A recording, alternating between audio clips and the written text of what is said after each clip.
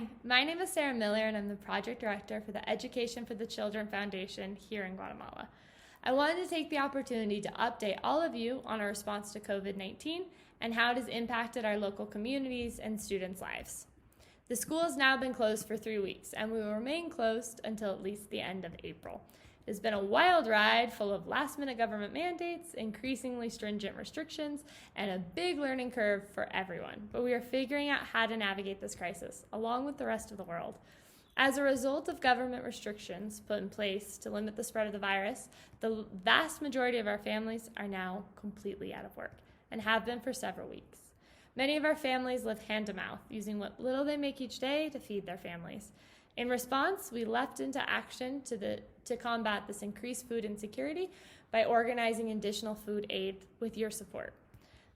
There are several government restrictions in place, one of which is a strict curfew which prohibits being outside of your house between 4 p.m. and 4 a.m.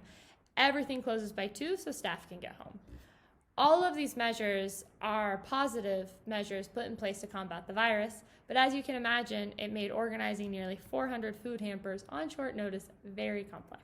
We started at Plan A and we're at Plan X by the end of it. Every time something fell through or a new restriction was announced, we found a new option and started over. In the end, the Bodegona local grocery store was amazing and came through for us. They did so on short notice, short-staffed, and with limitations to the stock.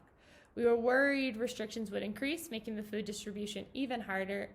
And more than that, children were hungry now. There just wasn't time to wait. We were very relieved when we were finally able to pick up the food last Tuesday and confirm the distribution with families.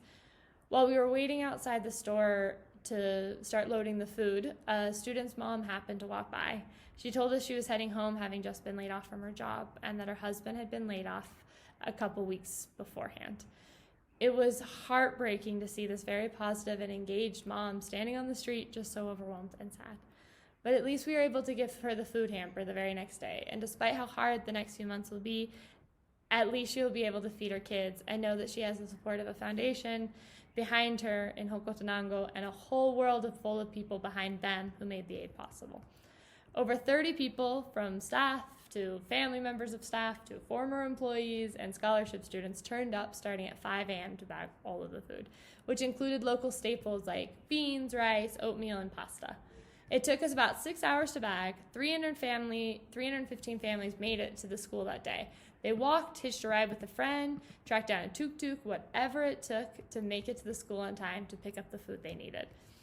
Some of our families who live very far away made it in right on time. It was incredible to see the level of resourcefulness, but it also makes you realize how much they needed the food. You don't walk that far if you don't really need it.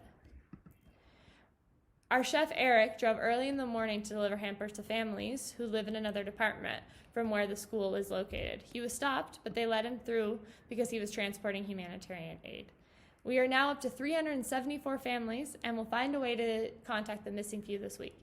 It was truly amazing how many people showed up during their vacation to help the kids and their families. Everyone worked so hard, so quickly in the hot April sun. People were so happy to see each other too. We work on top of each other day in, day out in a high energy, emotionally charged environment. So working alone from home has been one of the greatest challenges of all for a staff that feels more like a family. This was an update on the food aid, but there are so many other initiatives that are taking place. It has taken a lot of creativity and a lot of adapting, but everyone is striving to make sure our students get the emotional, nutritional, and educational services they need. The building may be shut, but the work continues. Over the next few weeks, you'll be able to hear from the department heads to get more specifics on how their services are continuing. We want to share bits of our new normal here with you. From teaching videos to kids filling challenges at home, you might even be able to check out some sweet dance moves from Profe Guillermo. We are so beyond grateful and humbled by the support EFTC has received from all of you. The amount of money raised for the food aid campaign, the emails and texts checking in, the letters written from sponsors to students. Because of you, they have food for the next month. Because of you, our services are still running and our staff is still on payroll despite the economic challenges around the world. Because of you, we will reopen the school as soon as it is safe to do so, and we will once again be surrounded by joyful chaos and see all those sweet faces.